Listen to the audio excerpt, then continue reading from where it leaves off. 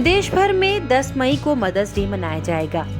वैसे तो माँ के प्यार और दुलार का कोई मोल नहीं होता, मगर फिर भी माताओं के त्याग का शुक्रिया करने के लिए हर साल लोग मदर्स डे सेलिब्रेट करते हैं।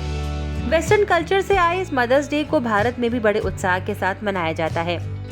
बात करें अगर माताओं की, तो हिंदू धर्म में भी बहुत सी माँ ऐसी रही हैं जिनके दिव्य ज्ञान से उनके पुत्र महान बने और जिन्हें आज भी पुराणों में याद किया जाता है।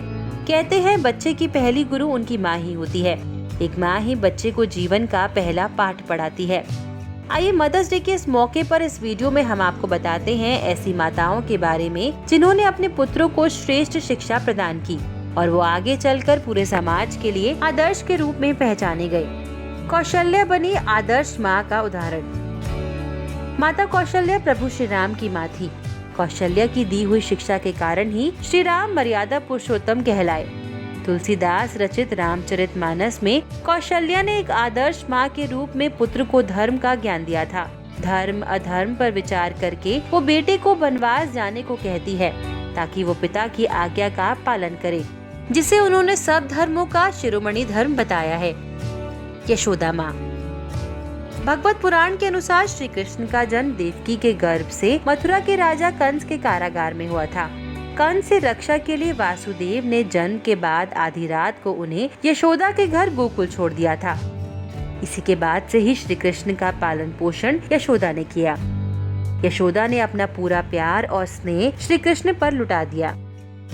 यशोदा माँ के लिए कहा जाता है कि जन्म देने वाले से बड़ा पालने वाला होता है। कुंती। युधिष्ठिर, भीम और अर्जुन कुंती के पुत्र थे कि नकुल और सहदेव राजा पांडु की अन्य पत्नी माद्री की संतान थी।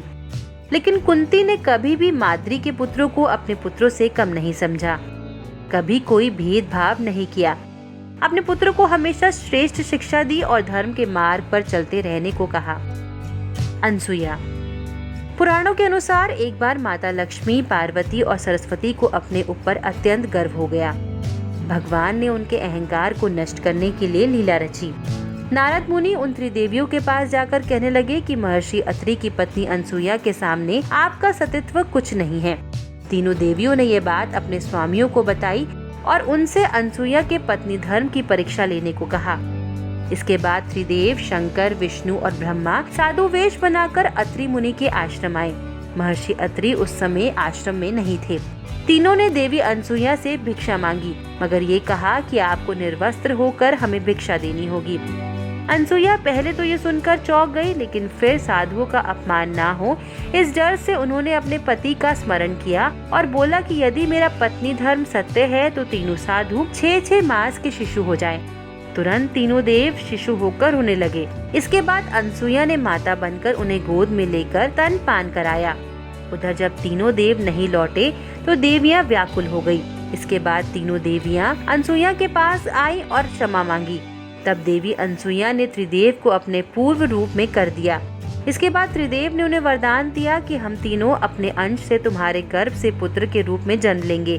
तब ब्रह्मा के अंश से चंद्रमा, शंकर के अंश से दुर्वासा और विष्णु के अंश से दत्तात्रेय का जन्म हुआ।